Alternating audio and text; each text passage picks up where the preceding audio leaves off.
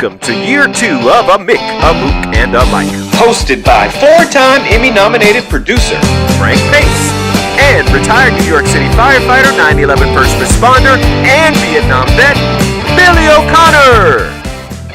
Today's guest, former president of the National Baseball Hall of Fame, Jeff Idelson. How you doing?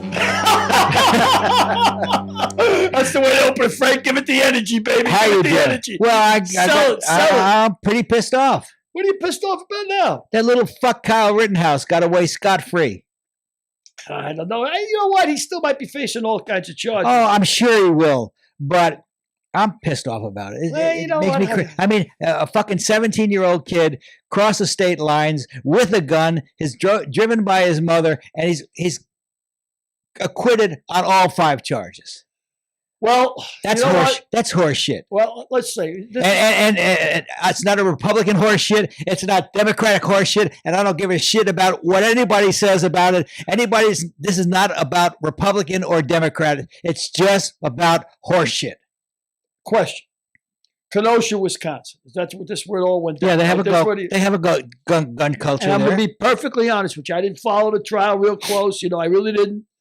But Kenosha, Wisconsin. That's where it happened. Home of Al Molinaro. You like cheese? Yeah. Did you ever see did you ever eat any black cheese?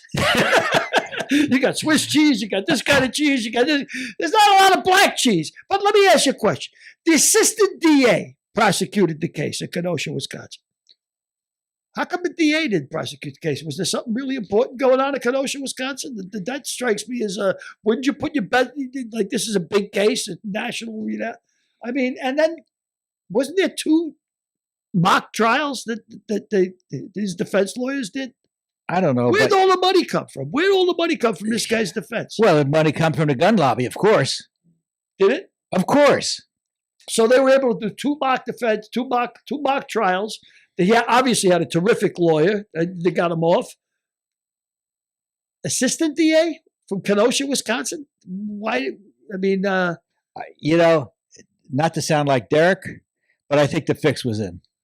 well, you know, the word privilege comes from Latin meaning private law. That's where it comes from, privilege.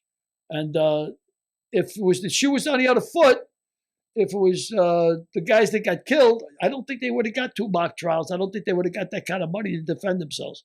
And, you know, that's why I got a big thing about capital punishment. Anybody ever see a billionaire get capital punishment? Of course not. You know, I mean, that's Well, the thing. except for what was the guy who was running girls to Trump? Jeffrey Epstein. He was a billionaire. But he wasn't getting the capital Well, punishment. he didn't. He got. he didn't. Again, I Do you really think he's dead? I don't think he's dead. I swear to Christ, I don't think he's dead. I Oh, think he's wow. living I swear to God, I think he's in the Middle East. Who's the other guy? Shit. I don't want to get off Rittenhouse. I don't want to. I don't want to fucking. Just my mind is This flowing little because fucking whiny bastard crying like a baby. He was. you know what?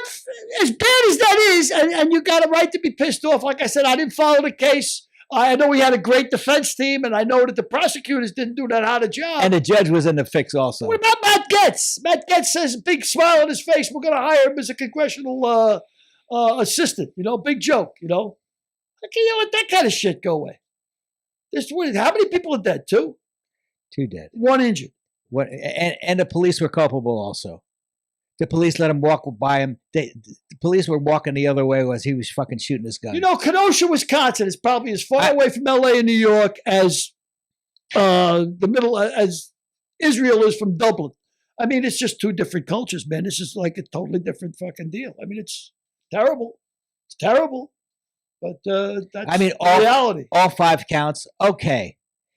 Maybe acquit him on first degree because he didn't intend to shoot them.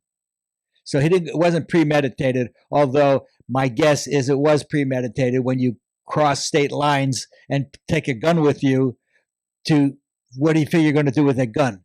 You're going to shoot it. But, okay, but you got to get him on manslaughter. It was a Black Lives Matter protest, right? Is that right?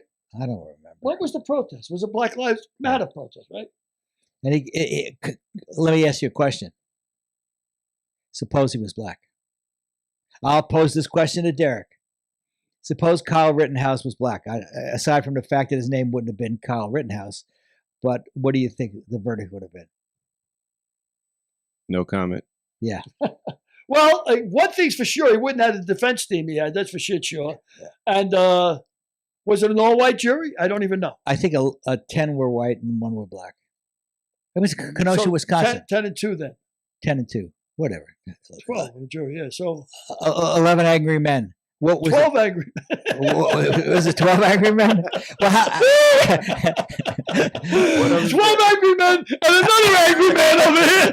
So we got 12 angry men and Frank. Look, I mean, I'm surprised, that all 5 counts were acquitted.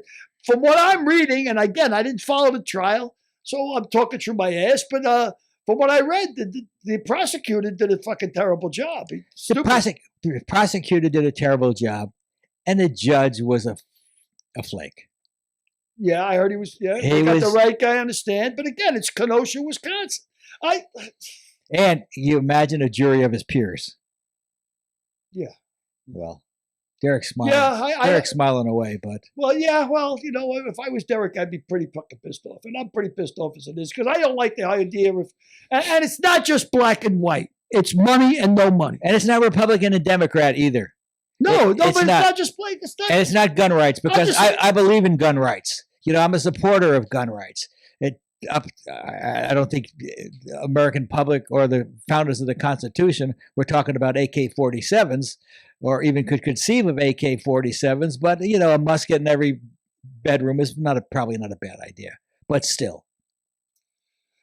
I just say the Justice Department's supposed to be weighing evenly, but I don't think it weighs evenly when it comes to not just black and white. I think it's more about money and no money. I mean, obviously, it is now. You have access. It is now. You have access to better trial defense. It is now. It's unbelievable. Well, someone who didn't have access to a better trial would be your friend from Phoenix, the QAnon shaman.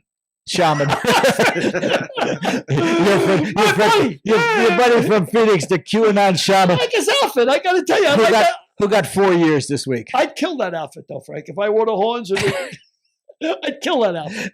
Billy, 4 years, huh? Yeah. When you told me you knew him, I said one thing. I said, "Of course you did." I didn't know him. I saw him preaching. Of course you did. I didn't know him. I saw him preaching on a soapbox outside a comedy club one night. But I didn't know him. It wasn't like I went up there. Yeah, I did yell something at him. What the fuck did I yell at him? I yelled something stupid at him. I forget but I broke his balls. I know that on my way in. He was preaching, about some nonsense, and I just yelled something at him. I forget what I yelled, but I didn't know him. Now that he's gotten 4 years, you say you didn't know him. What if we get a picture of him holding the book up? Now he's got some notoriety. Either one of the 3 or 4. But by the way, that's a good segue to the book. Holidays are coming, folks. Hey, come on, now's the time. Come on, take out the communion money. Break it out. Break out a few bucks and buy the books. Combustible, Lamar's Gamble, If These Lips Could Talk. 3 different kinds of books. Confessions of a Bronx Bookie. And I had a lot to confess, folks. You still do. I had a lot to confess. You still do. But those are 4 books, and they're all good reading. It's good, solid. Proud of every one of them. Frank, you're proud of your names on them? Proud of every one of them. Yes, I am. And so I'm proud to have our guest today, too. Yeah. Jeff Idelson was the longtime president of the Baseball Hall of Fame, and now he's co-founder with Gene First, a company called Grassroots Baseball.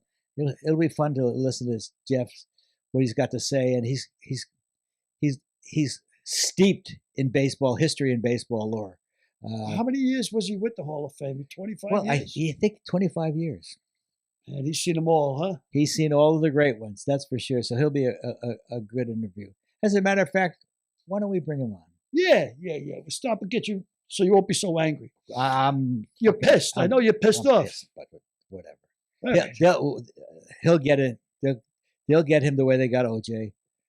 A civil trial. What was that last guy in Florida with the hood? The guy who shot the poor bastard with the hoodie. He turned out he put the gun up on eBay, and then about 3 years later, they got him for beating up his wife and everything else. They'll catch up to it us. all comes back to roost, man. He'll be on Dancing with the Stars, and then He will. He'll be on Dancing with the Stars, and then they'll get him on a civil trial, and then they'll put his ass in jail. So, Yeah, well, let's get on to a happier subject. Jeff Idelson. let's talk baseball. Let's talk baseball. Hey, it's a nice day. Let's play too. Let's play too. Ernie Banks. Ernie Banks was a great guy. I played softball with his sons, Joey and Jerry. They were on our Ringer softball team for 25 years. Well, 25 years ago, we had a Ringer softball team. Were they good? Were they both real good? Yeah, they were. They both, could play. They were both real good. Uh-huh. Yeah. So our guest today is Jeff Idelson, longtime president of the Baseball Hall of Fame, and now the co-founder of Grassroots Baseball with Gene Firth. Welcome, Jeff Idelson. Nice to see you. Always good to see you, Frank. That's my partner, Billy O'Connor, and that's my friend, Derek Harris. Pleasure to know you, Jeff. Thanks for coming on, pal. Really appreciate it. And I'm glad you could fight my way. I'm glad you could fight your way through my emails where I said PM rather than AM.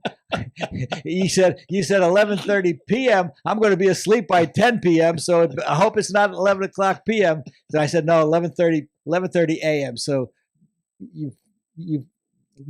He's here. He's here. That's all that counts. We got him. So, Billy, you have any questions for Jeff? Oh, I got a million questions. Well, why don't you Jeff. start off? All right.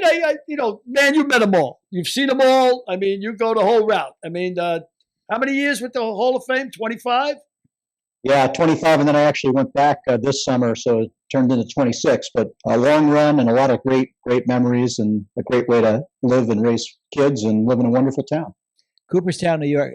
I don't know whether you haven't been there, Billy or Derek, but Cooperstown is a fabulous place in the summer. It's it's bucolic. It's on a lake. It's got a golf course. It's everything right in the world is in Cooperstown, New York, in the summer. It's a magical place, and Jeff was such a special part of it for 25 years. What are some of your favorite memories of Cooperstown, Jeff?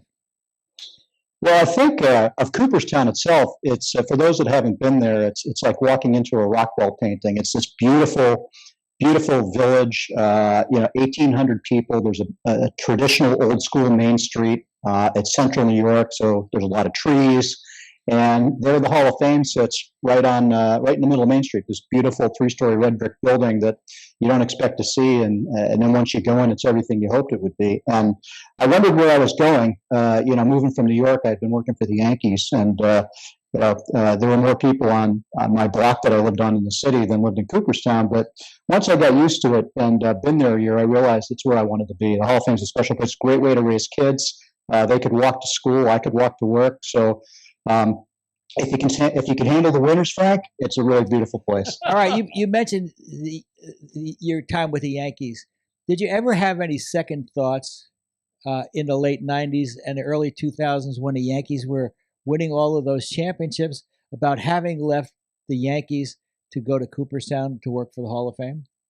Not really. I mean, I loved my time in New York, and I was with Boston before that, Frank. But my time in New York was special, and developed some really, really good relationships. With a lot of the staff there, the manager, general manager, managers. But no, I was ready. I was ready for a change, and I thought that Old Timers Day at Yankee Stadium was special, which it is. But induction ceremony in Cooperstown is tenfold. You were with the Yankees 89 to 93. Is that right, Jeff? The Steinbrenner years, right? Did you have any confrontations with George, or is he anything like the public thinks he might be, or is that the persona that we think of George as the angry old man, or what was he like? He's driven. I mean, there's no other way to say it other than he was driven. And as a young guy going there, I mean, I was only 24 when I started with him, and I learned a lot. I mean, I learned an awful lot. I mean, I learned a lot of good things, a lot of bad things, but there was nobody who was more driven for success than George. And the thing that was interesting that all of us who were PR guys knew that traveled with the ball club is that he just didn't sleep. He slept like 3 or 4 hours a night and didn't drink. I me'd one of those guys. He'd get into a road city, 2 a.m. He'd say, "What are you doing?" And so call you, and on the phone in the hotel because there were no cell phones. And I'm waiting for my bags. Well, give me a call when you wake up in the morning. It's like, okay. So as my colleagues and I used to joke, when the phone would ring in the middle of the night. You knew it was either George or a death in the family. And then after a while, when that phone would ring, You root for the death in the family. I guess that answers my question. He's a tough taskmaster, I guess. That'll answer it. Well, you bring up George, and I'm going to jump ahead a little bit, and I'll go back to this. But do you think George merits a spot in the Hall of Fame? Well, I mean, you can't deny what the guy did in terms of building a dynasty there. He had the 77-78 club, which was, they weren't dynasty, but they were competitive. The 80s were sort of marginal. He tried, but what they succeeded with in the 90s under his tenure is remarkable. I mean, it's really remarkable. You balance that with his having some issues with baseball and having 2 suspensions, and it doesn't make it a slam dunk. But you could certainly make a case for him improving the game and really paying free agents more than they ever were, which helped the players. Because when he bought the club in 72, 73 from Mike Burke and CBS, the Yankees were downtrodden. I mean, the Yankees and George to build that to 77, 78 with Reggie and Thurman and Catfish and all those guys, he had a yeoman's task ahead of him for sure. He did. I mean, he was taking an organization that had bottomed out and was really wallowing, and he invested wisely because they won. He spent lavishly, but he wanted to win. He wanted to win for New York, and brought in those guys. He had Greg Nettles. He brought in Goose Gossage to close games, and the rest is history. So yeah, he did a good job of building. I mean, very unconventional and like a bull in a china shop, but he did get it done. I got a question for you, Jeff. When you were working for the Red Sox, I mean, you came out and you started doing PR for the Red Sox right after college. And then you went to the Yankees. Do you have a team that you're rooting for? Or is it always like, this is the team that's paying my check and this is the team I'm for? I mean, you're a baseball guy. Did you have any personal feelings for either team? Oh, of course. I mean, when you're growing up and your parents tell you, if you're growing up in New York, depending on the era, you could have been a fan of either 2 or 3 teams. In Boston, growing up, it's like you will be a Red Sox fan kind of thing, and that was okay because my parents loved baseball. I started going to games when I was 5 with my parents, and so I always loved the Red Sox and always had they were very much a part of my upbringing, and I thought there was nothing other than the Red Sox. But as you're trying to get a job in baseball and work, you realize that the game is bigger than any one team. And I grew up hating the Yankees, and as I was trying to get into the game, I was thinking, man, I'll go to any team other than the Yankees. I mean, I hated them growing up, but when the opportunity presented itself, I quickly realized that it wasn't about the team; it was about being in the sport and being a part of the fabric, and that went away pretty quickly. And I mean, it's crazy that I worked for the 2 of them, and when they played each other, I would root for who was ever behind in the standings. And then if they played each other in the playoffs, I just didn't watch. I watched the National League. Wow, that's really something. So you mean that hot tug, even though your paycheck was coming from the Yankees, you couldn't get rid of that hot tug. You really couldn't. Well, it's like your parents and your step-parents. I mean, you have 2 sets, and you got to love them both. And then I went to the Hall of Fame, and all 30 of them became my children. They became equally loved. So. Boy, that's for sure. I was talking I talked to Johnny Bench quite a lot, and Johnny said to me one time, he said, the Hall of Fame doesn't seem to be what it used to be. And I said, why is that, Johnny? He said, well, I don't know. I said, well, why don't you think of it like this? When you got in, you had to look up to all your idols to be there. When you got in, there was Charlie Gehringer was there, Joe DiMaggio was there, Sandy Koufax was there. You played against. We missed Sandy Koufax, but Bob Feller was there. Now you're one of the guys that people look up to. And he said, wow, I never thought of it like that. For you being the president of the Baseball Hall of Fame, you have got to have been struck by meeting so many of your idols.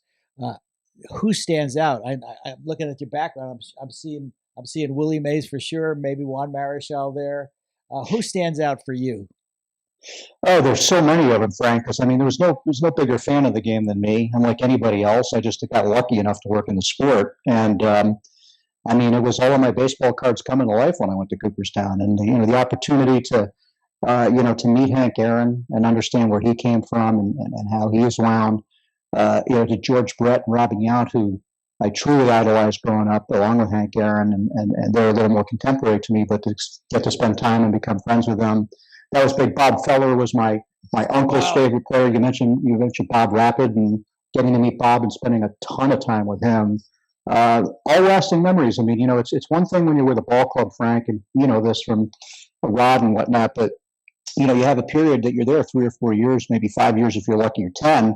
I had 25 years with the same guys, so I had a lot of opportunity to develop long relationships, and they really became more friends than anything. And when we lost 10 guys last year, it was crushing. It was absolutely crushing. Yeah, you say you have a chance to know him. You were a guy that everybody loved. For 25 years, you never met anybody who was loved more than Jeff Idelson, because Jeff was always there. Jeff was always making sure the guys got whatever they wanted. He was the epitome of what you would want in a baseball Hall of Fame president. He wasn't one of these guys that was talk to you nice in front of your face and then curse you out behind your back. He was always very genuine, and the players knew that. They understood that, respected it, and that's the greatest tribute, I think, to you. And the job you did was that you were a real person. Well, that's awfully nice of you to say, Frank. I mean, I guess maybe that's just because I've always respected the platform and respected the industry, and just feel very lucky. And plus, I was brought up. I mean, my parents taught me how to behave, and you don't lose those things. 25 years doing what you love. That has a lot to do with it as well, I'm sure. I mean, you're doing what you love, and the integrity has to shine through. I mean, this is what you love what you're doing. So do you have a favorite ball player, or two ball players, or you so close to you couldn't pick between them? But I'm going to ask you that anyway. I don't know that I have a favorite, because it's really hard to say. I mean, I think the guys I was spending a lot of time with, guys that I spent a lot of time with, were Hank Aaron, Goose Gossage, Tom Seaver, Joe Morgan, a ton. He was a vice chairman of the Hall of Fame. Right. Robin and George and Paul Molitor, because the three of them would always be together at the same time. And but all of them, Rod, I mean, everybody. They all touched my lives, and I feel like in some way, hopefully, I helped touch their lives too. How about some of the older players like Ernie Banks or Joe Dimaggio? What kind of interactions did you have with them, Whitey Ford? Great Joe Dimaggio story. So Dimaggio, I'm at the Yankees, and it's Old Timers Day in, I don't know, like maybe 1990. And we had a young center fielder named Roberto Kelly, who had just come up and went on to play we traded him to the Reds for Paul O'Neill. And Joe comes into Old Timers Day, and he goes up to our clubhouse guy, and he says, Nick, I want to meet the Yankee center fielder, the new kid. So he goes over to Roberto Kelly's locker, and he's talking to Roberto, and he looks down at his locker, and he sees he's got a Don Mattingly bat, he's got a Gary Ward bat, he's got a Mike Pagliarulo bat. He says, where are your bats? And Roberto says, well, I'm a rookie. I was given, 6 at the beginning of the year, and I burned through them, so I'm using these. And so Joe just sort of nods, throws out the first pitch, goes up to Mr. Steinbrenner's suite, where he always sits for Old Timers Day. And George walks up to him, and as he always did, he puts his hands on his shoulders. Joe, so good to see you, Joe. Joe, so good to see you. And Joe just looks at him, and he says, how can the Yankee center fielder not have his own bats? 3 days later, Roberto Kelly had 24 bats in his locker. Wow. In the Ken Burns documentary on baseball, they talked about Joe Dimaggio, and they said that he was reticent type guy. They said he led the league in room service. When you met Joey D, was he reticent? Was he, taciturn? Was he the kind of guy that didn't speak much? Was he? Yeah, I mean, kind of like Sandy Koufax. Not that he didn't speak much, but certainly really a private guy. And in private, if he trusted you, then he would let you in a little bit more. But everybody's wound differently, and Joe wasn't around the Yankees that much when I was there, just on Old Timers Day, and a little bit in Cooperstown, and then he passed away, I believe, in '96, 5 or 6. He and Mantle both. So I didn't get to know him a ton, but he was always pleasant with me.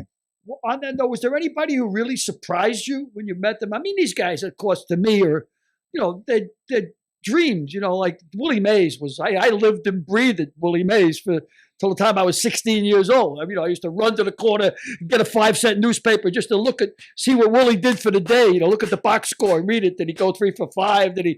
When you met all these guys that you met, was any of them just really left an indelible imprint on you, completely surprised you? Probably more so Aaron than anybody, because I had never crossed paths with Hank. When he was playing, and obviously that guy you just on a pedestal. There with Jackie Robinson for what he accomplished when he accomplished it, and I had always revered Aaron. I had done book reports on him in school, and other guys I had known from my time with the Red Sox. I never met Hank Aaron, didn't know what he was like, and first time I met him, he was the judgment. The jury was out on what he would think. I went down to do an interview with him for the Hall of Fame to do something in the yearbook, and I sent him the piece, and he's like, "Yeah, I don't like this at all." And rather than say, "Well, too bad," or why, I just said, "Okay, well, we won't run it. We'll do something else."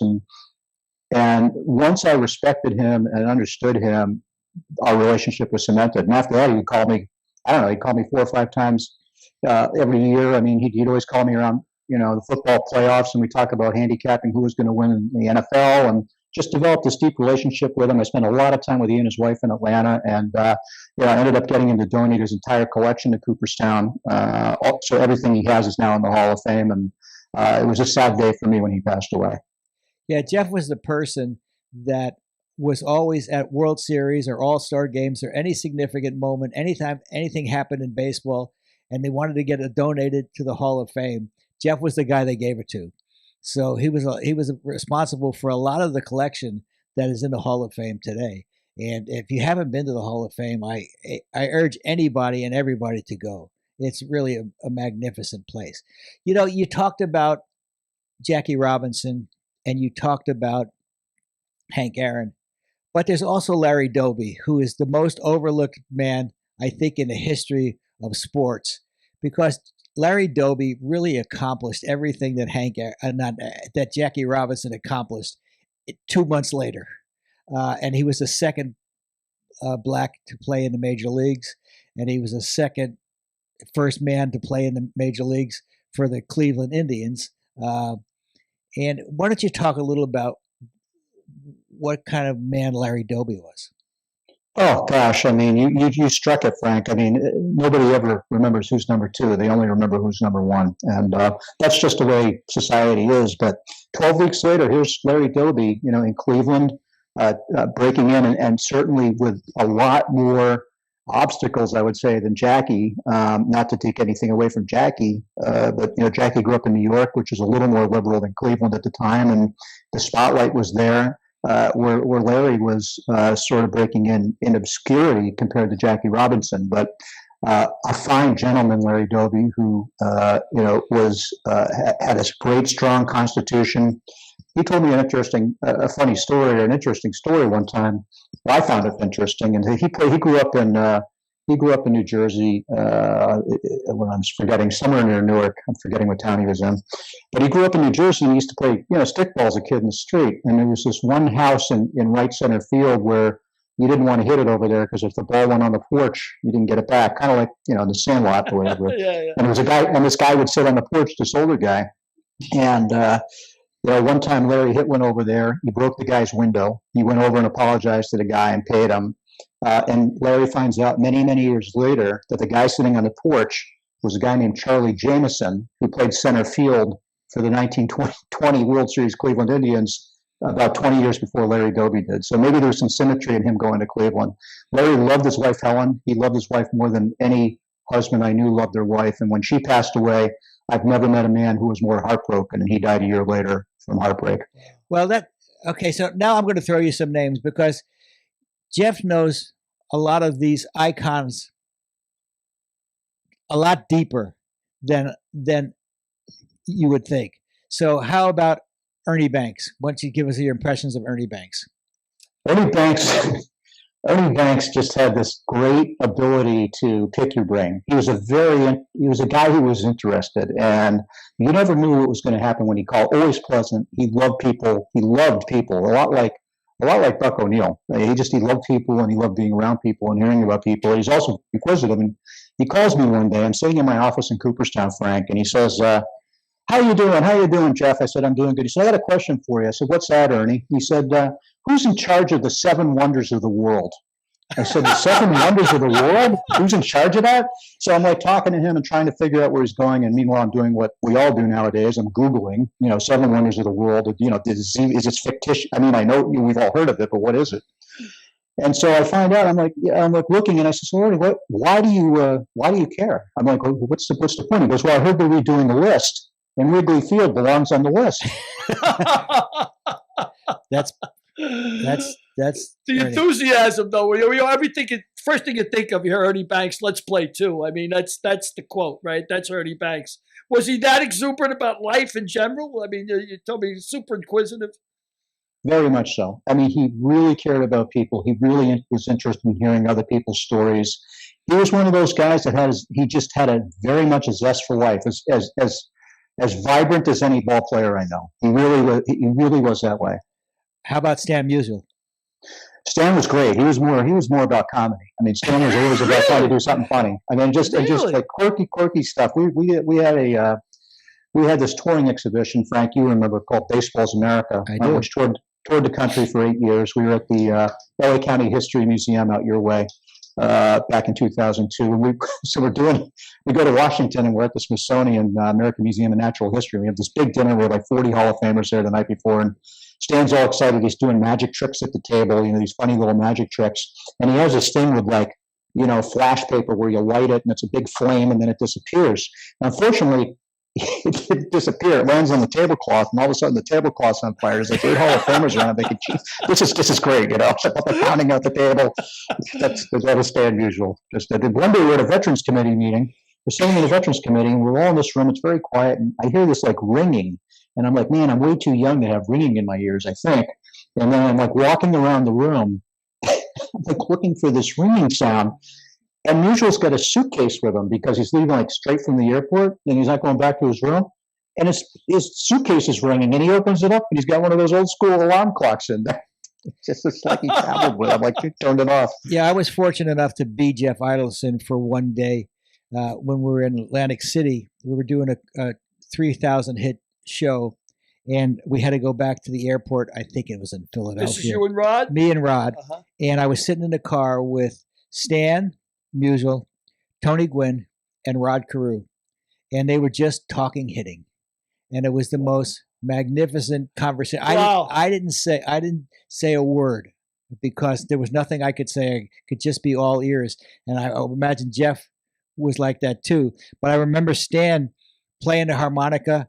He would always play "Take Me Out to the Ball Game" at the Hall of Fame induction, and we were in that car, and he said, "Do you got a dollar bill?" And I said, "Sure." So he made Karen a ring out of the dollar bill, and he signed it, and I got it upstairs. Wow, that's to this so day. cool. He was a real people person. Yeah, and again, he was such a great hitter, and he was a pitcher. He came up as a pitcher from Denora, Pennsylvania, and I sort of, I get into controversy with guys who always think that Ted Williams was the greatest player, greatest hitter that ever lived. But Stan Musial was right there with Ted Williams as a hitter.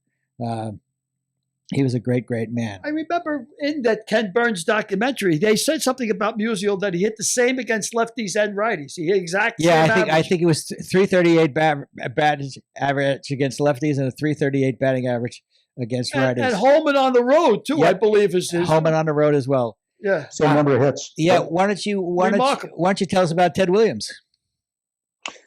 Well, where do you start? I mean, that guy was unbelievable. Out of Hoover High School in San Diego, I did the last long interview with him before he passed away in '99 for the Hall of Fame yearbook. And yeah, he was a guy too. I brought up pitching, Frank. He pitched in high school. He's like, "You're a hell of a guy to bring up pitching. No one ever wants to talk about my pitching," that kind of thing. Wow. But this is this guy who did 2 tours, World War II in Korea. So he lost a lot of time, a lot of service time. But just a hell of a hitter, hell of a pure hitter. Fenway Park was made for him, and he was the guy, Frank, that was, you talk about Bench becoming that guy in Cooperstown, and Ted was that guy, very loud, boisterous voice. And when he would come into Cooperstown and sit on that back porch, everybody circled around him to hear his stories. He loved telling stories, loved fishing. He and Bobby Dorr had a great relationship, about salmon fishing. And, every time he came to Cooperstown, he'd get up at 6 in the morning, head over to Otsego Lake and drop a line in the water. Yeah, you mentioned that the back porch at Cooperstown, the Otsego Hotel is where all the players stay, and the Hall of Fame controls very tightly who gets in the Hall of Fame, who gets on the premises, and who does not. And I've been fortunate enough the 3 times I've been to Cooperstown to stay at the Otsego, and the history and the guys, and you have access to everybody and everything, and it's such a wonderful weekend. And I got, you get a chance to meet your friends, but they all tell stories. I mean, that's what the Hall of Fame is about. It's the most exclusive club in the world, and it's the guys. Rod says always that the commissioner's dinner on Sunday night after the induction is that there's nothing but Hall of Famers there. The only people invited, Hall of Famers and the commissioner, and the stories that they tell. Maybe are you allowed in that event, Jeff? Are you allowed in the commissioner's dinner?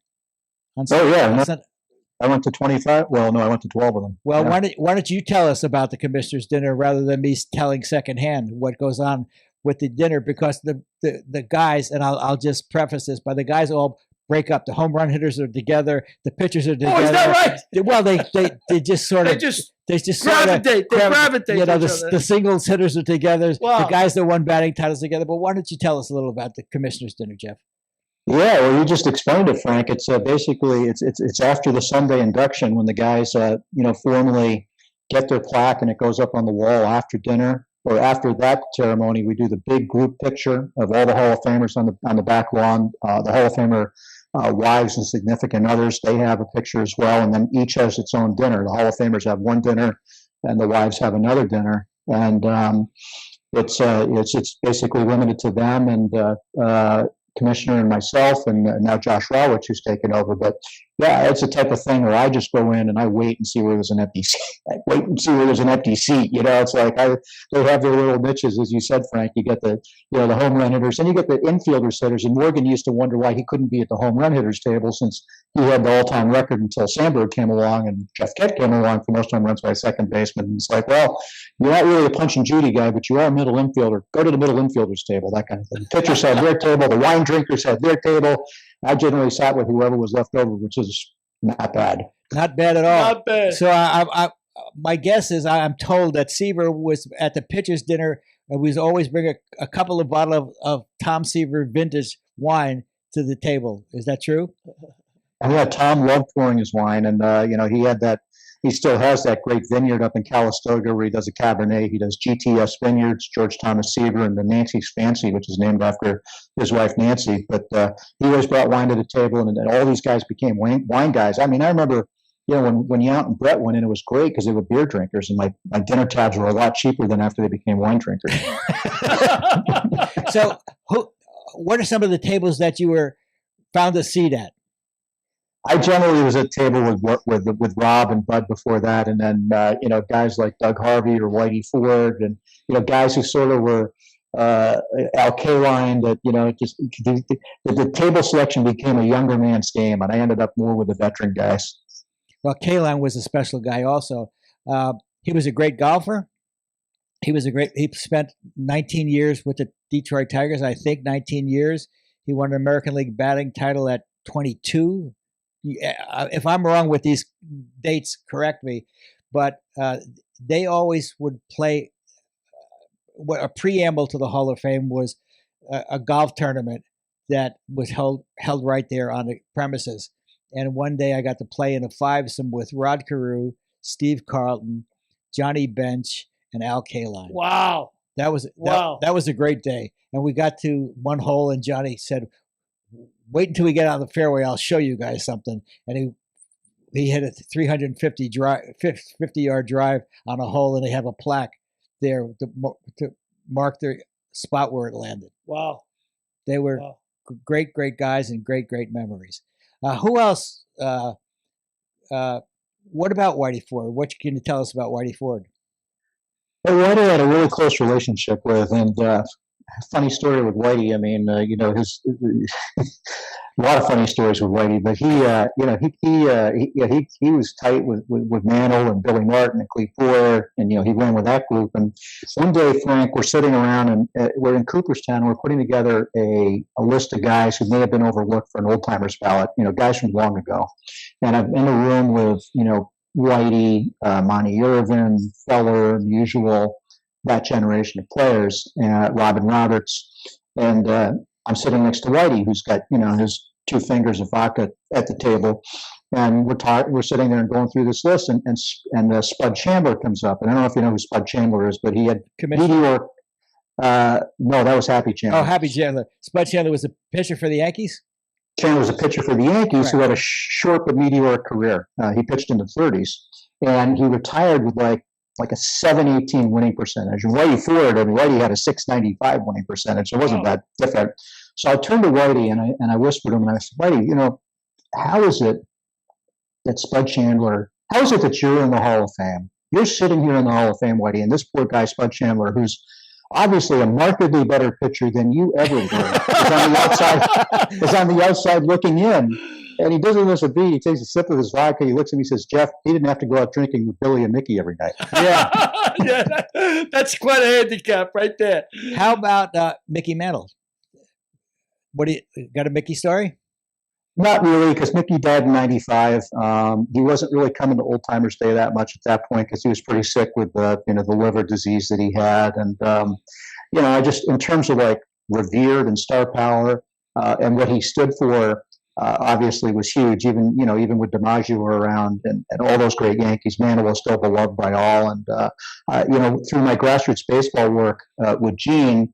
The next project we're doing, we're just finishing a book on grassroots baseball along the Mother Road, along Route 66.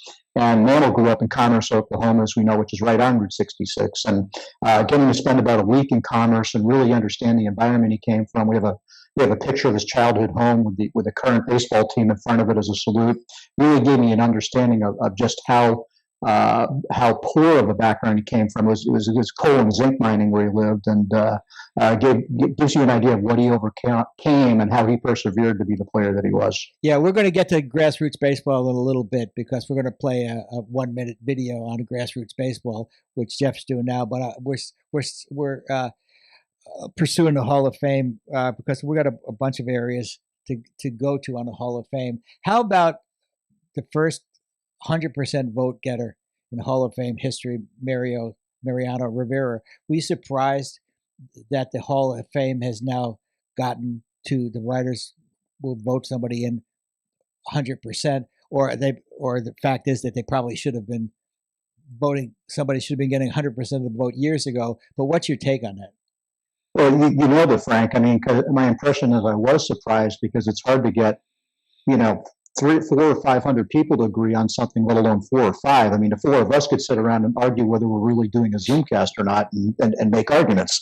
And here we have 400 or 500 people voting on a guy who threw one pitch. I mean, he threw a cutter and was successful for his entire career with it. And it really it honestly just speaks to how way far ahead of the field he was among closers and relief pitchers, the fact that the writers would vote him in at 100%. It makes no sense. I mean, really, if you think about it, that Mickey Mantle or Hank Aaron or Joe DiMaggio or Cy Young with 511 wins, or Willie Mays or Hank Aaron, I mean, all of them. Really more sign of the times, I guess, and maybe the fear now that you don't want to be the one who didn't vote. Maybe there's some of that. How can you give me a guy like Cy Young, 511 wins, and not get 100% of the votes? I don't understand that. That's mind-boggling to me. Who could vote against a guy who's got 511 wins? Well, it's insane. Since Billy's here, why don't you? I know you've got some stories about Willie Mays, who is Willie's my man. I mean, I got to tell you, growing up, can you share a story about Willie or a story or two? If it's a bad story, don't tell it. Don't just shout it by illusion. Jeff is the kind of guy that doesn't know any bad stories. He only knows good stories. I take him to the grave. No, so No, just to finish up on Cy Young, it's like Warren Spahn going in and arguing with Bob Quinn after he won 25 games in Boston and saying, "Why didn't I get a raise?" And Quinn said, "You should have won 30." Well, maybe Cy Young should have won 600. I don't know. I'll tell you a quick Warren Spahn story. Warren Spahn was 45 years old or 46 years old, and he was pitching an old timers game. And Tom Grieve came up and got a double off the wall. And after the game, he was in the dugout bragging about doubling off the wall against Warren Spahn. And Spahn was heard it, and he was really pissed. He said, "Let me ask you a question, young fella." He says, "How old are you?" He says, 34 years old. He said, "When I was 34 years old, I had 200 more games to win in the major leagues. I wouldn't be talking about bragging about getting a hit in an old timers game against a 47-year-old man." That was Warren Spahn. So he was still that competitive. He was pissed about the double. Yep. So Willie Mays, give me some other stories. Come on, let me have it. I'm dying. He was. I lived and breathed everything he ever did. Willie. Wonderful guy, and actually I don't live far from him now. I live about 40 minutes away, and before COVID I was going down to see him quite a bit just to hang out and talk baseball. But he's a guy who's a fixture at Giant Stadium, at the Giant Stadium Oracle Park, I guess it's called now, and he just loves sitting. His favorite thing to do was sit into Mike Murphy, who was the clubhouse guy forever, San Francisco, who retired about 5 years ago. He'd come over from the Seals to the Giants when the Giants got the team in San Francisco, and he would just sit in Murph's office, and he would always sit at one of these square card tables like you had when you were a kid, and your parents would play cards or whatever. But he would always sit at a card table because he can't see well, so he wanted some sort of boundaries around him a little bit. But he would have anybody who came into the room sign his card table with a Sharpie. And I said that to Murph. I said, how do you prepare for this? Because Willie's here all the time. He took me in the back room. He had like 25 card tables back there because Willie wanted a new one every single day. And he had hundreds and hundreds of tables with all these signatures on it from current Giants, Hall of Famers, whoever came in the room. But he's a guy who just loves being at the ballpark, lives and breathes baseball. There's nothing else really that's more important in his life than baseball. And I guess the funniest story I remember with Willie is talking to him about playing in the Negro Leagues really briefly when he was very young. And he played center field, and he got to play with his dad, who played left field. And he loved his dad. His dad brought him his first equipment and stuff. And there would be balls into left center field, further to left field, and Willie, his dad wouldn't move. And Willie's over there, and he's like, Dad, Willie had that high pitch. Dad, you're gonna play left field. You gotta catch the balls. Like, you're the young one, Willie. You catch them all. And he would just leave it to Willie. And that was just a fond memory he had with his dad. And like the Griffies, at least they got to play together for a little bit. I had no idea that he played ball with his dad. That's a terrific story. You had mentioned that your last inductee into the Hall of Fame under your tenure was Derek Jeter, and your first were Scooter DeRocher and Lefty. That's Carlton, right? So, I mean, that's some array of ball players right there, and in between that 25 years. Reminds me of the gravestone, from 1948 to 1975 and the dash. That's some bloody dash that you got there. 25 years. That's a hell of a dash. Anybody just stands out besides Aaron is just indelible in your mind? The personality, a dominating personality, or just not so much for their baseball accomplishments, but let me rephrase that. Whose speech surprised you the most with its eloquence? Oh. Okay, that's good. Well, speeches, that's another thing. People, they have no idea. I mean, to stand up on that stage, to give a speech is one thing, but to stand on a stage where you got three seminal audiences in front of you, okay? You've got you look in the front row and you've got your family, the people that put up with you all these years. You turn around, you got 50 Hall of Famers, and you're wondering, what the hell am I doing on this stage with them? And then you look out and you see 40,000 people, and the enormity starts to hit you. It really does for these guys. So, I really stressed with them how important preparation is, and to no great surprise, Rickey Henderson took it to the next level. He went back to school. He took a speech class, and then really worked at it. And I worked with Rickey at the Yankees, so I knew I was worried about him being able to be understood because he speaks so quickly. And he came out, he prepped, he practiced, and his speech coach, I've never seen this, suggested that he put he had 3-ring binder for the speech in plastic sleeves because you're outside and it can be rainy or windy and you don't want your speech blown away. So he put his speech in reverse order. So he started at the back of the book. So he opens up, he gets to the podium, and he flips to the back, and I'm like, uh-oh. And then he reads the last paragraph, and he actually tempoed through that speech so well, and it was so intelligible, and he was so funny. The jokes he made were actually making, jokes with Reggie and just having a lot of fun with it. He surprised me the most. I give George Brett and Phil Necro props for great speeches that revolve around family. With Nuxie talking about his dad coming back from working in the coal mines and never being too tired to play catch with him and Joe and his sister. George Brett wondering that and thinking that he was the worst of the Brett brothers, and here he is on stage and his brothers weren't. That's when Ken was really sick, really sick at that point, which was sad. And then I look at Ryan Sandberg talking about integrity and then the integrity of the game, and that was a powerful speech as well. When Rod was doing his speech, we spent a lot of time preparing his speech. And the day before, we spent the entire day in the hotel room just running the speech and running the speech and running the speech and running the speech. So as he was walking up, and Rod's was a relatively short speech. It was about a 10-minute speech. But it was, in my mind, it was a very eloquent speech as well. And as we were walking up, Ernie Banks yelled out, "Keep it short, Rook." Of course, he was on the dais, and all the Hall of Famers, what they want is they want those speeches to be short. So keep it short, Rook, put a capper on it. But then when Rod was doing his very eloquent speech, there was a rumbling. As he was talking about mentioning and thanking Billy Martin, there was a rumbling from thunder from the crowd, and Rod ad-libbed and he said, "There's Billy now." And he got the biggest laugh, and it was the greatest moment. Spontaneous. And it was.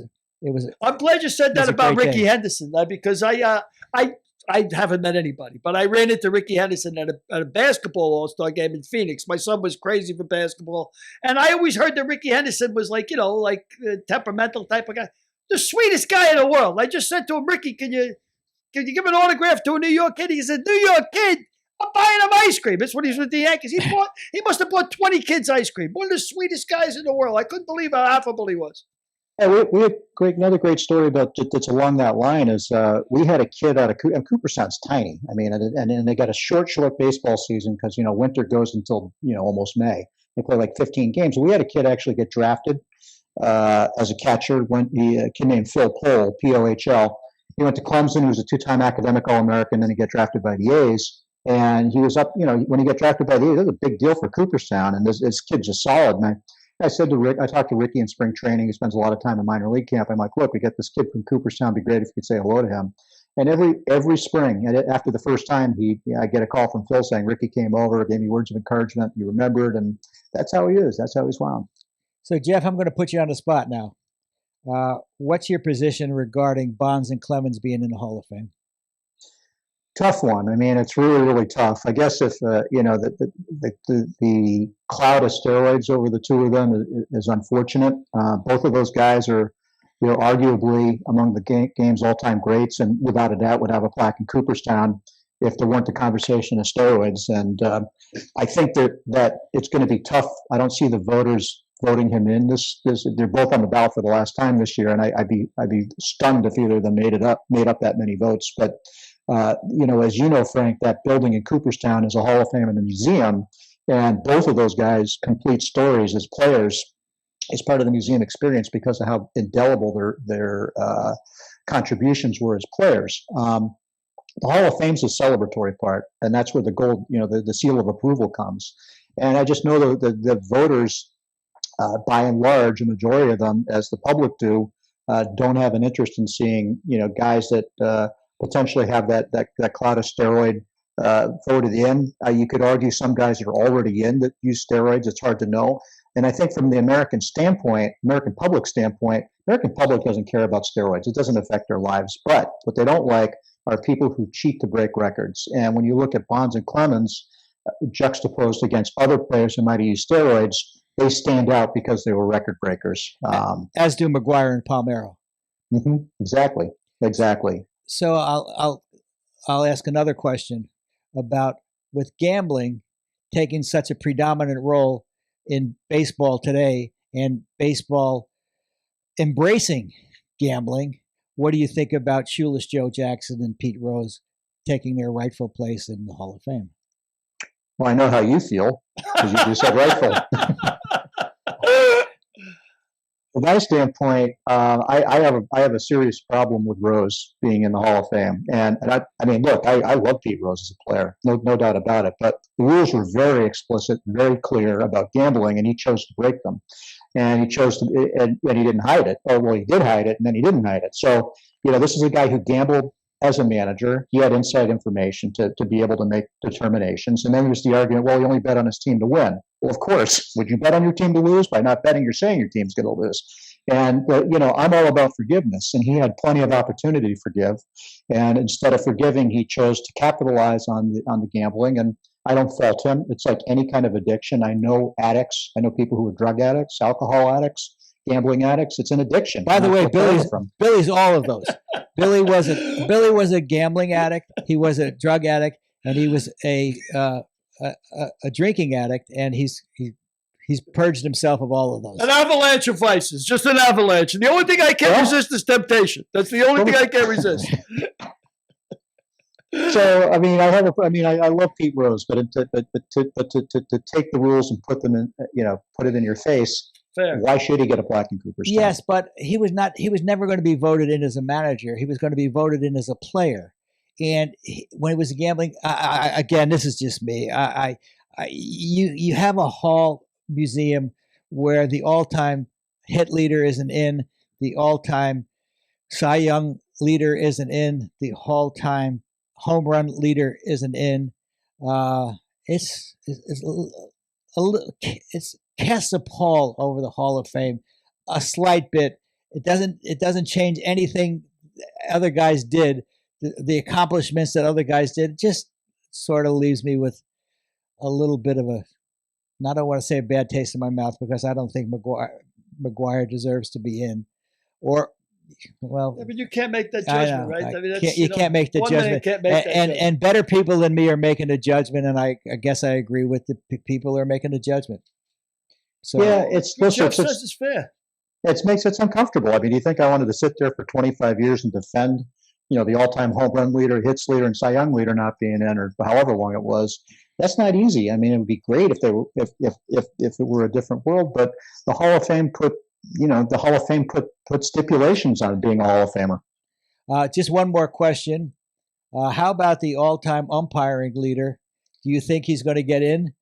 Cowboy Joe West, when he's up for induction, whether 2022. I mean, Bill Clemens is in, Doug Harvey is in. We're both good friends with Joe. So what are his odds? I think that there's a few umpires I think who certainly deserve consideration. Joe, Bruce Fleming. There's a couple of others, but umpires. It's hard for them to get elected because what they do is so subjective, and other than longevity, it's hard to discern the greats from the almost greats, and so they deserve a place. There's a reason that umpires are a category, and I do hope that one day Joe West and Bruce Fleming make it. Okay, you said the greats from the almost greats. To me, it seems like the Hall is lowering their expectations a little bit to allowing the almost greats to take a place next to the greats. Reggie Jackson always used to say, if you're not a first ballot Hall of Famer, you're not a true Hall of Famer. I don't agree with that. But, there are a couple of people that got no votes or not got 10% of the votes the first time around, and they get in their last time around, the 15th time around or the 10th time around. They didn't hit any home runs or they didn't win any games in the intervening 10 years. Do you feel okay with that, those players being in the Hall of Fame? I do. I mean, if it was just first ballot guys, there'd be about 100 people in the Hall of Fame, and most of them would be dead. So it'd be a pretty empty place. Actually, when Rod got in, he was only the 22nd Hall of Famer to get it on the first ballot, and now there's maybe 50 of them. So, right, or 50, right? So it'd be a pretty lonely place. Yeah. And it's subjective. I think that It depends when guys came on the ballot, and getting, again, you need 75% to get in, and it's still only about 1.5% of those who played the game have a plaque. So it is exclusive, but it's not as exclusive. But I do believe the writers have done a good job on the writers' ballot. Maybe there's some guys on the Veterans Committee you could scratch your head about down the line, but it by and large, I think you can make a case for everybody. I would say that there are more people on the outside looking in you can make a case for than guys on the inside that don't belong. Yeah, and I think that the Veterans Committee and the Old Timers Committee are a good barometer of players that should get in, because you can make an argument for Garvey, you can make an argument for Tony Oliva, you can make a great argument for Lefty O'Doul back in the 30s, all guys that merit consideration. So it'll be interesting to see this year who the Veterans Committee puts in and who the Old Time Committee puts in as well. So it's interesting. So let's segue to grassroots baseball. Derek, can you get that clip ready? Because I know you're doing great work with Gene Firth. And we're going to, as soon as we get the, here we go. We're going to play a YouTube clip now. It just seemed like the right place to start. Route 66. It doesn't get any more Americana than that. That thing was jammed with baseballs. My name is Gene Fruth, and I'm here to talk to you about a new project that me and my partner, Jeff Idelson, started called Grassroots Baseball. And we're traveling along Route 66 with my partner in an RV, and we are spreading the word of baseball and baseball being fun. Not baseball in the major leagues, but baseball where you play baseball.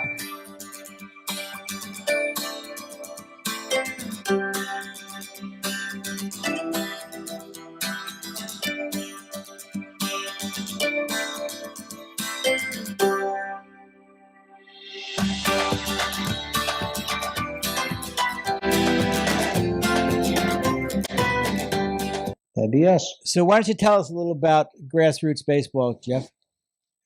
So Jean is a preeminent photographer whose work is just amazing. She's shooting the major league game for the last 20 years, but her passion lies with kids. She loves shooting kids all over the globe, and she put together a book, Grassroots Baseball, Where Legends Begin, which was her work all put together in this gorgeous book, which came out in 2019. We have 13 Hall of Famers who participated. Rod wrote a blurb for the back cover as a photographer, and 16 players overall who lent their voices to what it was like to grow up in these cool communities around the globe, and what it was like to be a baseball player as a young kid.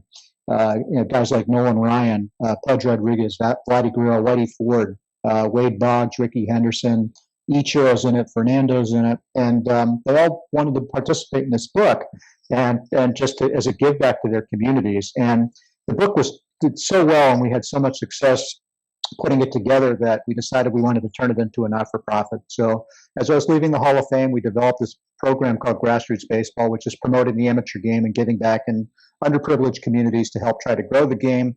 And we started with 10 clinics before COVID in 2019 with guys like Jim Thome and George Brett, and Ozzie Smith, Johnny Bench, Trevor Hoffman, and did clinics all along Route 66 with kids, trying to get them interested in the game. And Rowling stepped up and helped us get baseball gloves and balls at a discounted price. The Cal Ripken Senior Foundation worked with us. A couple of ball clubs, the Diamondbacks and Padres supported us. Sony, Marriott, they all jumped on board. And Big League Chew. Big League Chew. Rob Nelson was a great guest for us.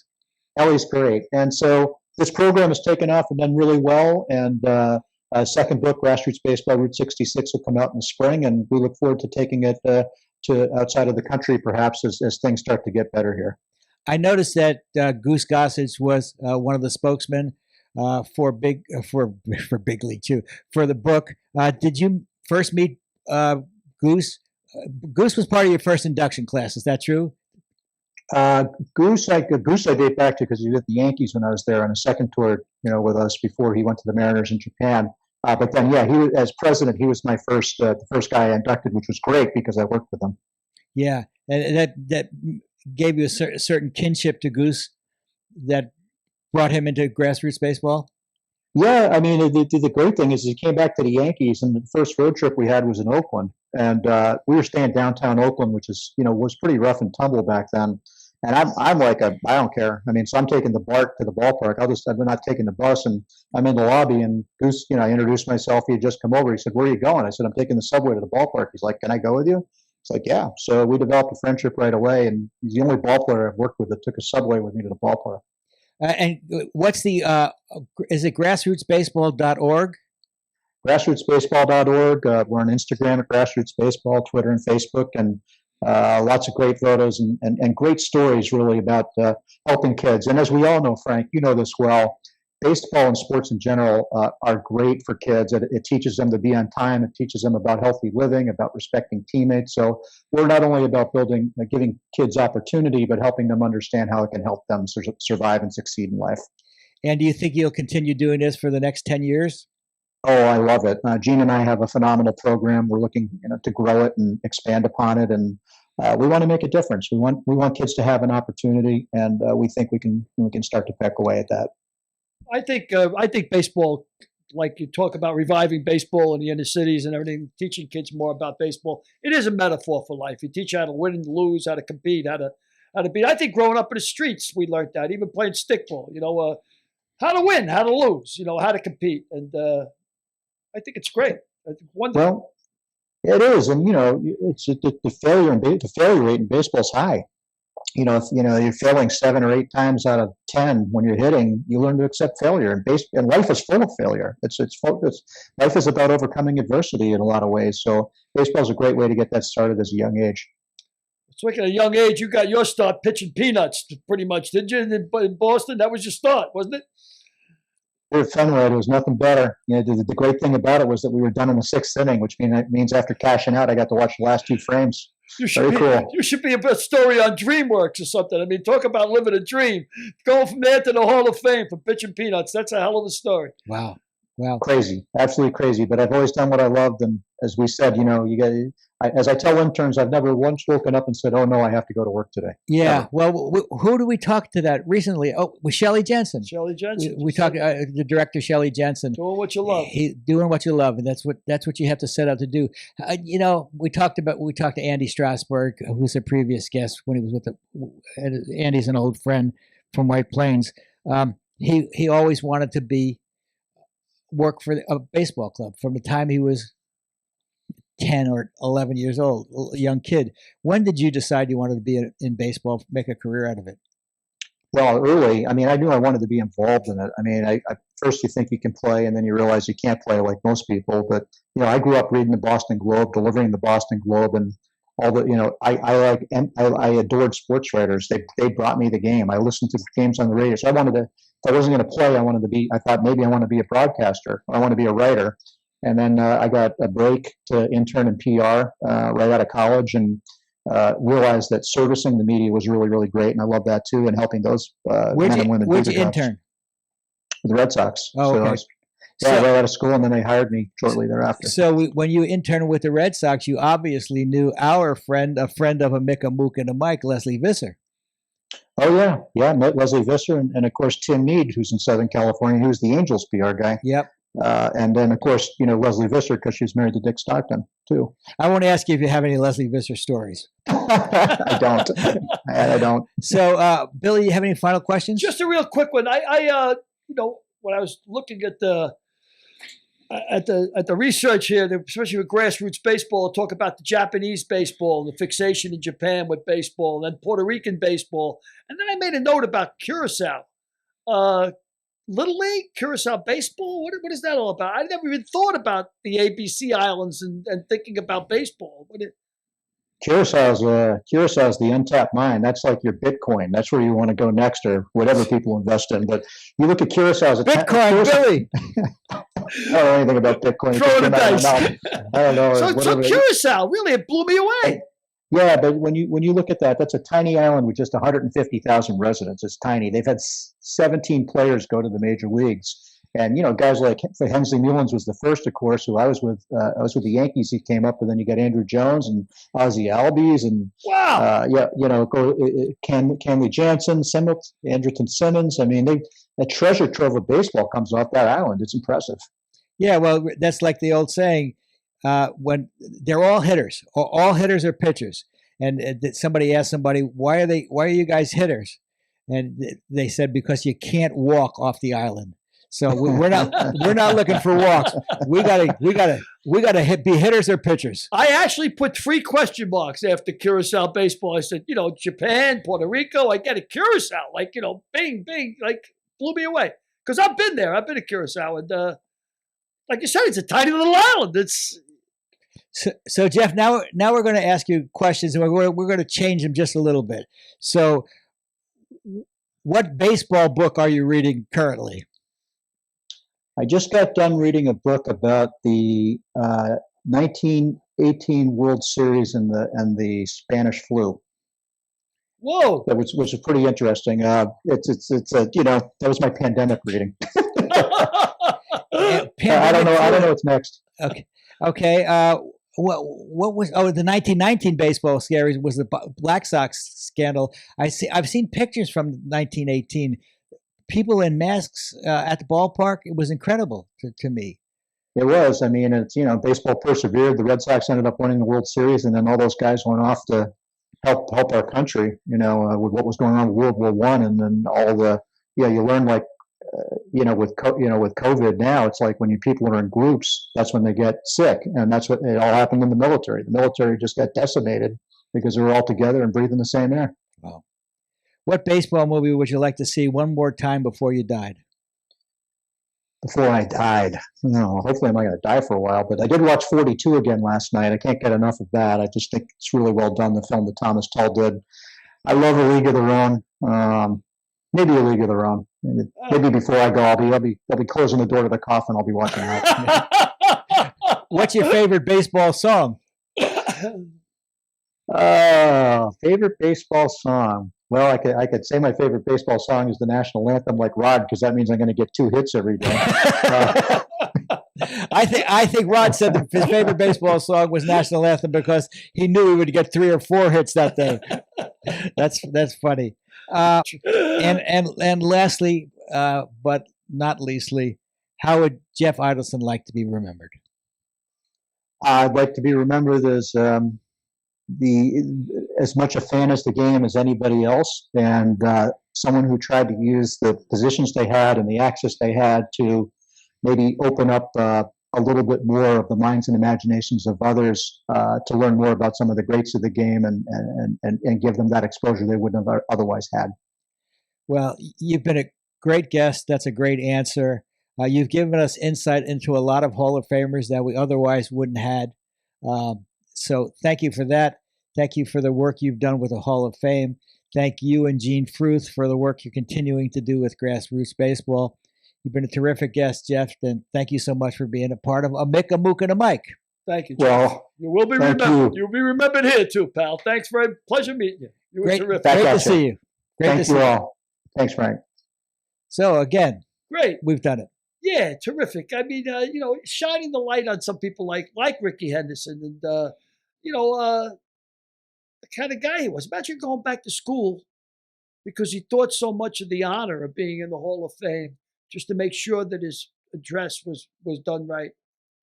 Yeah, that address means a lot to Hall of Famers. I can tell you that. Yeah, well, really admirable, though, to go back to school. And then again, when he was mentioned about Curacao, I got to Curacao. Curaçao's the ABC Islands. Right. I think it's Aruba, Bimini, maybe, and Curacao. A bookmaker called me up and he was running an operation in Curacao. it always gets back to that. It always gets back to bookmaker. And the guy wanted to know if I wanted to work for him. And I said, you know what? It's just to go to Curacao, So I took my girlfriend at the time for 4 days just to check it out. And I have a habit, when I go to someplace new, back in the day anyway, I'd run a couple of miles. I go out and jog a couple of miles. So I got out of the hotel. I said, it's a good way to see the neighborhood. And as soon as I got away from the hotel, I started seeing bars on the windows, like in the South Bronx or, the real bad neighborhoods.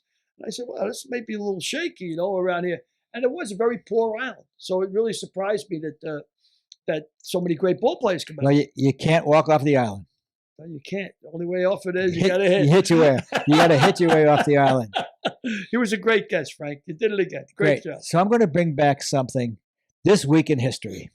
Okay. 163 years old last week, something happened. 163. And you know it word by word. Let's see. I got to subtract 163 from 220 real quick to give myself a. Maybe the numbers may be off. 1157. 1157. It took place in a. Stephen Lang's got an affinity with that. Civil War, huh? It took place. We're talking about Gettysburg. Lincoln 1863 was Gettysburg, the battle. So. And Lincoln made the speech that you can recite word from word for it. 7 years ago. Huh? Well, why don't you? I don't want to bore everybody with the whole speech, but yeah, but Lincoln 63 words. You know what? Lincoln lied during that speech. Lincoln said that the world will soon forget what I said here, but they'll never forget what men did here, and that's not true. Nobody will ever forget what Lincoln said there. And the thing that really, one of the fascinating things about Gettysburg was, there's a lot of disparity, disparaging. People talk about Black Lives Matter and people protesting in the streets and everything else. The biggest riots in the history of the United States was the Irish riots, the draft riots of 1863. And the reason they couldn't be stopped was because our troops were at Gettysburg. Wow. That's why they couldn't be stopped. And the damage that was done in New York, hundreds of buildings were burnt. I can't tell you, countless cops not only hung, but burnt alive and hacked to pieces. So a very terrible time. Yeah, the good old days. Yeah, a terrible time. I mean, the draft riots of 1863. So were those the Irish? That was us. The Irish. And you know what? And to go from there, from 1863, and I'm not saying violence. I thought the Irish would have been a bigger riot when Prohibition came about. Well, the final indignity to the Irish in them days was the fact that there was $300 to buy your way out of the draft. Of course, they had no money. They were coming over from the potato famine in waves. And I'm not condoning violence, but it's interesting enough that from 1863, Tammany Hall started in 1870. So I'm not condoning it, but it definitely gets attention. Well, something else in history happened last week, and it was the birth of my second grandchild. That's fantastic, Frank. My little daughter Erin had her second little daughter after the first one was Frankie. It was a girl. The second one was Blake, was a girl, which was born Wednesday of last week. So there's nothing like it, pal. I got we're over the moon. Hopefully another one on the way. Hopefully my other daughter Megan's having a grandchild, her child, and it's nothing like it. It's the greatest thing in the world. It is, and hopefully Derek will see a grandchild for a while. Yes. Who's hoping, you or Derek? Derek's hoping. Derek. At least a few more years. Well, congratulations, Grandpa. Well, thank you. That's the greatest thing in the world. Thank you. And you know what? This time around, you get when they get the first time they squeeze your finger, or just that. That's just the great. Yeah, well, we're over the moon. And we got another great guest next week, Grant Schad from Murphy Brown. He's a great guest, and I think Billy will like him. Derek will like him. He's got a lot of great stories from Murphy Brown. He's done a lot of different work. He was in Mrs. Maisel. He was in You for 3 or 4 years. Had a regular part, and so he's a fascinating guy as well. Well, I'm looking forward to meeting Grant because you wrote about him in If These Lips Could Talk. Yep. And if you want to read some great stories about Murphy Brown, that's the place to. And you want to read some great stories about football and the start of the AFL. And the mob. And the mob, you can pick up Lamar's Gamble, and they want to pick up some a story of debauchery. Pick up Combustible because it's Billy's life story is loosely weaved throughout pages of that. It's stories of what it's really like behind those closed doors in the Bronx. And unlike most fire stories, it's written by a real fireman who was there. It's on the level. on the level. Thank you so much. And we'll see you next week. On a Mick, a Mook, and a Mike. Derek, Thanks for tuning in. Derek, our linguistic. What accent? What accent are we getting today, Mr. Derek? I like the Russian today. Yeah, with the Ruskies. All right, see you next week, folks. Next week. Next week's guest, actor, co-star, sitcom, Murphy Brown, Grant Shod.